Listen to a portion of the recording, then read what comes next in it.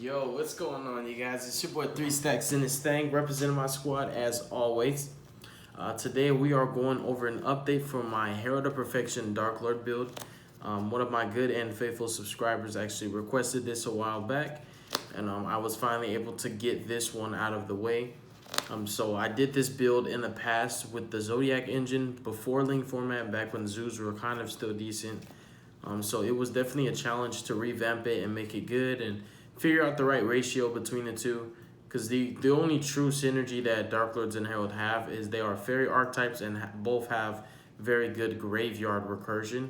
So it's very hard to kind of create that hybrid variation that's not like a distinguishment between the two, but kind of like a correlation that actually cooperates properly and doesn't break and give you situational and awkward hands. So without further ado, we are going to showcase you the Herald of Perfection Darklords. So we're going to start off pretty much how I always start off. In every build, I only play Herald. Herald is the only ritual monster that I summon, and I always play 3 of them. He's just amazing. I mean, I've explained how incredible this card is so many times. I don't even think I should have to explain it. The card's just amazing. We have 3 copies of Princess Katana. She is not really going to be summoned because we don't play the Cyber Angels. I think the actual Cyber Angel archetype itself splashed into this deck is very breaky and situational. I've only ever played Herald, and the reason is because I want to maximize on my consistency. I want to capitalize on the fact that every time I get my combo pieces, they're the right ones. Because when you play different ritual spells and different ritual monsters in a ritual deck, you have that conflicting hand that will always come up where you have the wrong ritual spell with the wrong ritual monster and vice versa. That's why I don't play the Cyber Angel ritual spells or Petite Angel or anything like that. I will only play Princess Katana because she's the absolute best card to tribute when you're summoning your Herald, allowing you to search through your entire deck virtually. It's just, this deck is like, consistent is like an understatement for how good this deck really is. So those are the only blue cards that we play, and those are the only blue cards that we need. Then for our Darklord cards, we do play triple Yugioh. Yugioh does add a little bit more draw power to the deck. It's an even trade, so it's not like you're plussing, but you are digging deeper into your deck. Which, hey, you know, it's always great in a deck like this because the cards you draw are amazing. You play only good cards in this deck, so when you're drawing 2, you're normally getting a lot better plays after that. And I only played 2 Superbia because I don't want to brick on the card. Superbia is actually amazing in this deck because he can special summon any fairy from your graveyard. And when you think about that, this entire deck it's a fairy archetype. So this is like a monster reborn. That is an added benefit by playing the Darklord engine in your Herald of Perfection. The fact that you can use Superbia to extend your plays when you go in regards to Link summoning, because he's not hard once per turn, to summoning your Herald back if they strike or kaiju it for some reason, whatever the way methods they use to get him off the field, you could just bring him back. Using Superbia to even extend your stick chair plays when you can normal scepter, use his effect to search, Link summon with him, bring him back off of either Sanctuary or Superbia, and you could just do your full stick chair combo off of that. So Superbia is honestly the MVP and the best added benefit to playing the Darklord engine in this deck, minus the Yugioh. Yugioh provides the extra draw power, but Superbia adds that extra recursion. I mean, it kind of just makes it like you don't really need cards like Monster Reborn and Soul Charge, but if you want to play those are like definitely win more cards for that situation. And then we still play triple Handy Manny. The card's just the nuts. He searches either or, gives you the option for what you need. A lot better than Senju. In this build, we're not playing Geldagra because we do actually summon Yugioh, and we don't want to pay 1,000 after we've already paid 6,000. So I just was like, you know what? Geldagra is not going to be able to fit into this list without it being extremely conflicting. We have also our stick chair combo. I call it staff and throne, but it's more easy for me to refer it as stick chair because that's how people know it. That's what people remember this combo for. It's incredible going second. It's a lot better going second, being able to break boards and kind of make your own. But it's incredible going first as well, enabling you to rip cards out of your opponent's hand, as well as dig 3 cards deeper into your deck, kind of set up a better board. It's really good. It can even be a great Link summoning play if you don't want to go the route of Ouroboros, but I highly suggest you always XYZ with them so you can get that added value out of Scepter. The final monster is just one Archlord Christia. The beauty of this deck is you only need to play 1 because it is searchable. And Christia is really good with the Darklord engine because you can actually loop your Christia with Superbia because it's not once per turn. So if you're able to establish Herald plus Christia, it's always really incredible. But with this deck, you can add an extra umph to your board where it's normally going to be Herald, Ichel, Superbia, Christia, which is really good because you can actually just summon Christia the normal way through her own effect. Searcher, you have 4 fairies, specialer, easy. Alright, so for our spells now, we play triple copies of Las Vegas. This field spell is so amazing. You have to actually realize, like, even though it's a -1 once it's played, keeping it and maintaining it allows you to manage your resources in a way that grants you access and control over what cards that you get to your hand, and also the added bonus and benefit of the recovery and recursion that this field spell provides. It gives you a Monster Reborn play every single turn, which allows you to go a lot harder, honestly, in the long run.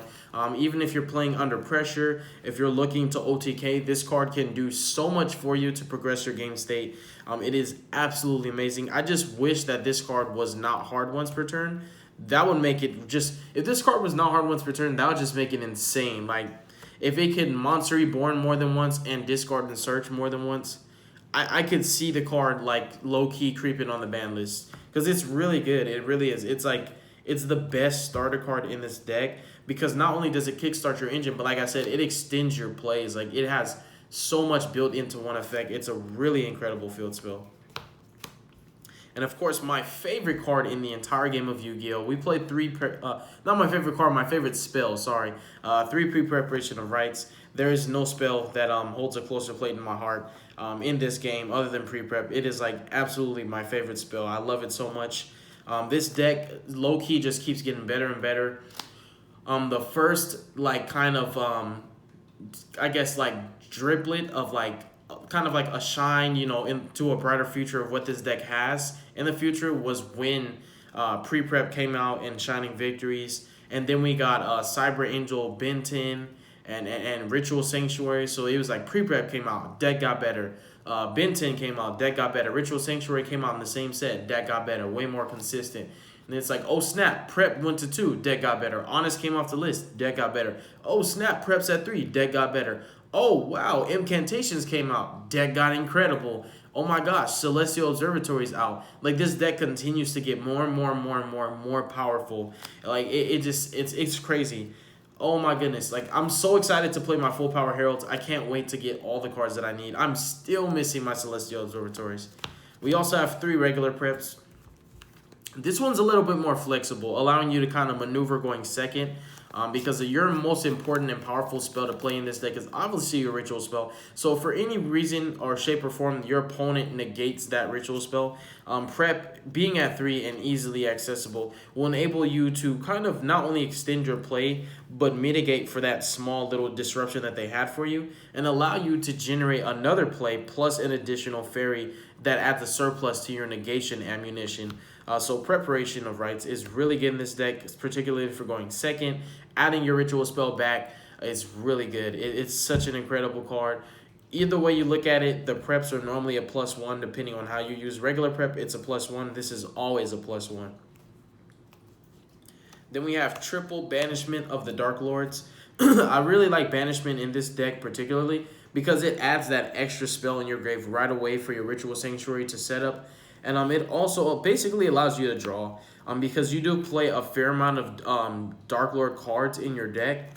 And you kind of have to use the trade-in theory. It's like you can play trade-in consistently with 6 to 7 targets and not really have an issue of not getting to it. So think of Ichel like your trade-in, because she is kind of a trade-in. You discard her and another card to draw 2, except your Ichel can discard herself, because if you read the card, she says discard her and 1 Darklord card and draw 2 cards. So her herself is copies and ammunition for her effects. So you play 3, 5, 8, 10, 11. You play 11 Darklord cards, so it's really consistent getting to your Ichel play. So normally when you open with banishment, you already have the other Darklord card in your hand so that you can go ahead and dig deeper and get that draw too. Hopefully you can get to your Darklord contact, play your contact, some of your Ichel, use her, shuffle this back, and grant yourself an additional search if you need to. So banishment is pretty good. We also still play triple pot of desires. I would never cut the card in this deck.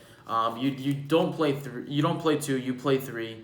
You absolutely play three. Herald is one of those decks that can get away with playing pot. Like, this is the best deck that I have that runs Desires. I don't have any deck that plays Desires as good as this deck does.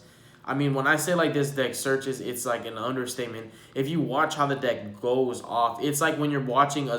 You remember when Zeus had that Elder Entity Norden combo with Fusion Substitute and Black Sheep and Broad Bull and Emerald and all that? It's like watching that combo. It really, it's so. It's incredibly like boring to watch for the opponent, but like for you being the player, it's so fun because you're just going off.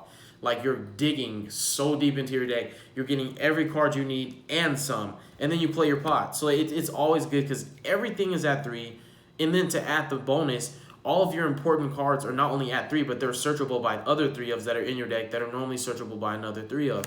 A prime example is your Manjus. Your Manjus are searchable by Benton, Benton's searchable by Prep, and Benton's also searchable by Ritual Sanctuary, which is searchable by Terraforming. Like, does it make sense? And all those cards in tandem search Herald as well. So, like, it just, everything snowballs into each other. So, Pot is just too good at 3 in this deck. Absolutely, hands down. It's never going to hurt you.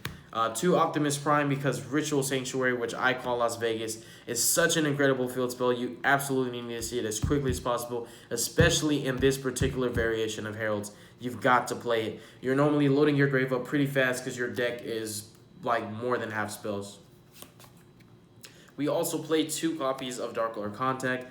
I really felt like 1 was enough because Ichel can recycle it, but I also realized, like, this not being as important and not being a focal point, I can't afford to play it at 3 because it's a situational card, and I definitely don't want to brick on Contact. But at the same time, I don't want to miss out on the play altogether because I'm playing triple Desires, and I have a lot of draw power, so I'm naturally going to see my Desires pretty quickly, and I would hate to banish my only copy of Darklord Contact and lose access to that play where I contact from my Superbia and use Superbia to get back any fairy, which could be Herald, Christia, Star Seraphs, anything like that. So Contact is a really good playmaker, combo extender, and even recovery and or follow-up for your next turn. So I really felt that playing 2 was optimal for this build, even though, granted, it's not the best to open up with. When you play 1, you play that risk of losing it to Desires. Whereas it's not always going to happen, but it's just like the fact that it can, it's such a good card. Like, you really need to see it sometimes. It's what gives you that extra value out of your Superbia. And then the final spells, I played 3 Dawn, obviously. Like, you got to play this card at 3 in this deck. This is the best play in the deck. There's nothing better. Not a scapegoat, you know, nothing like that. Not pre-prep. The best spell in this deck is Dawn of the Herald. Your entire deck synergizes around this card.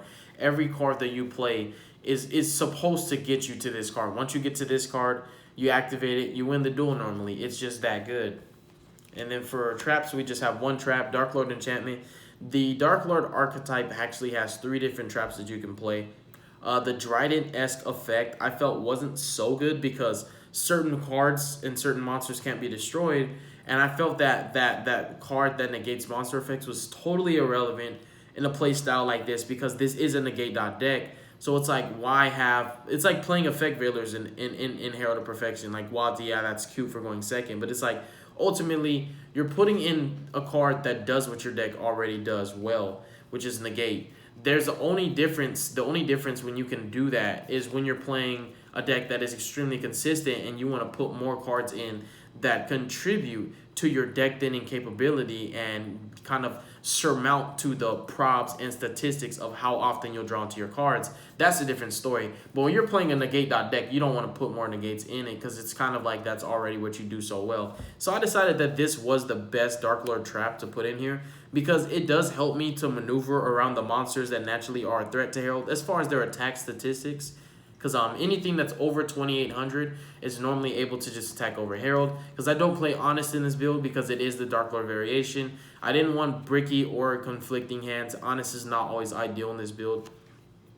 So I felt that being able to snatch steal my opponent's monsters without targeting and without destroying them, I felt that that was really good. The monster that would be a threat to Herald, I can just take control of it.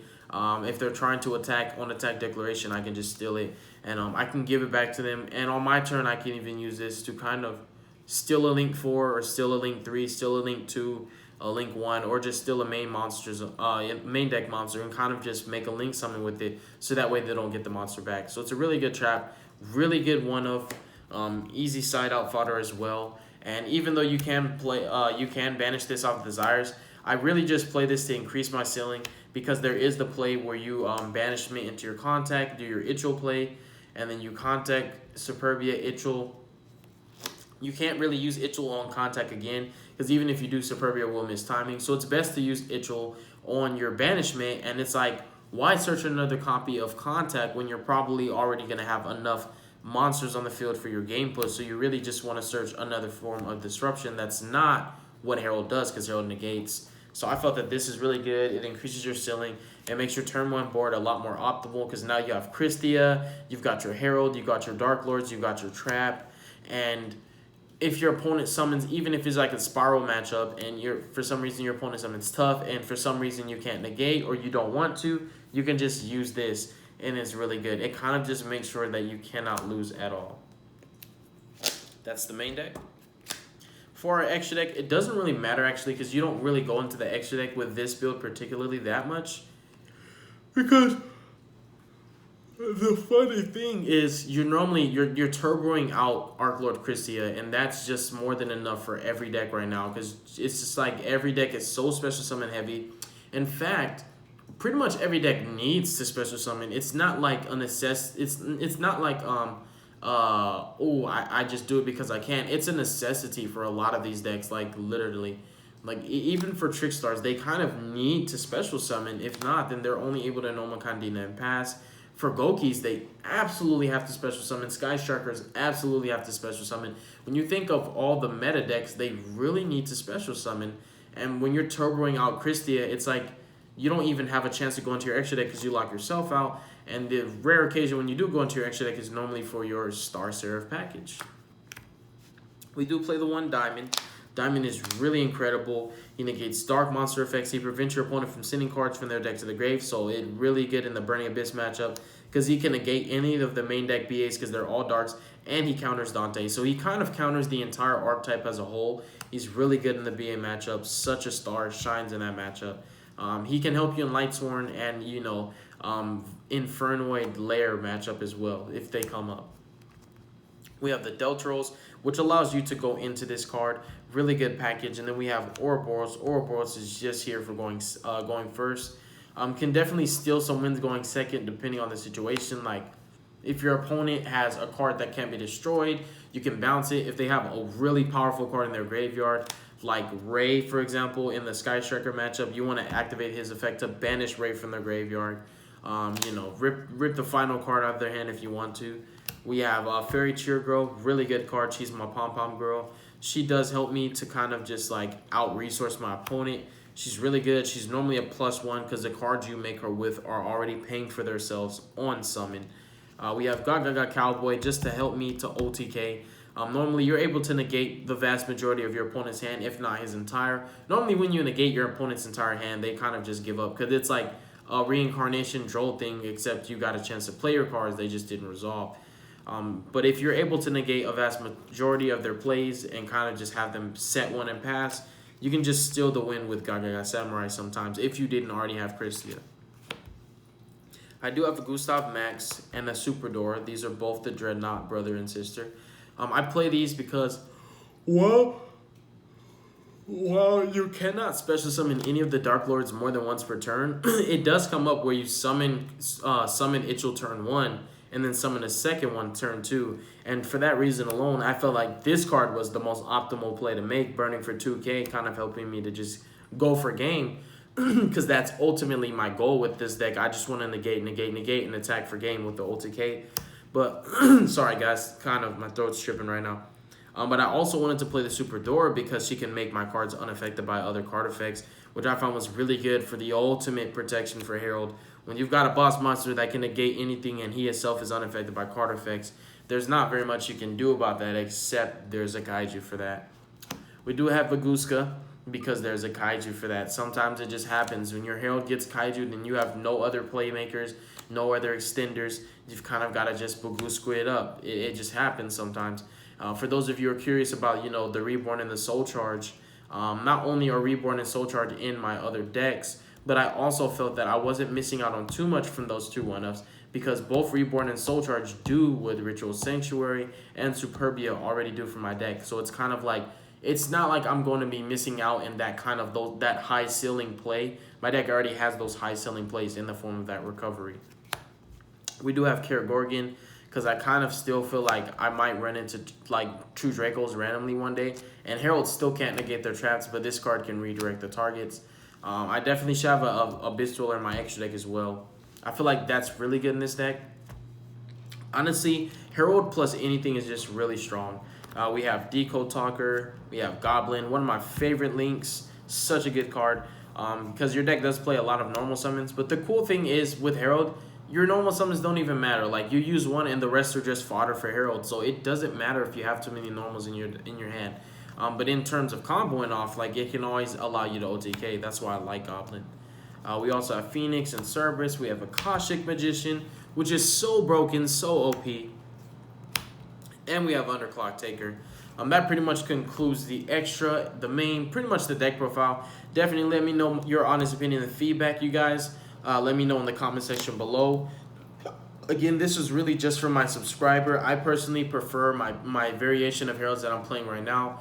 But trust me when I say I did play Herald Darklords. I have tested every variation that came prior to the one that I'm playing right now. And this one is one of the most enjoyable, one of the most fun, one of the most unorthodox. It was a lot more powerful when Elder Entity Norden was legal because we were able to like instant fusion for Norden, get that loop set up to where you can, after he's been properly summoned, Superbia, Contact for Superbia, Superbia for Norden, Norden for Scepter. You get so much plays off of just one Contact because of Norden. That was the other synergy that my deck had back in the day, but you know, Norden's banned, RIP. God bless you guys, make good choices, don't hurt your brain cells. Definitely stay tuned for future content, and y'all be safe, man. Peace.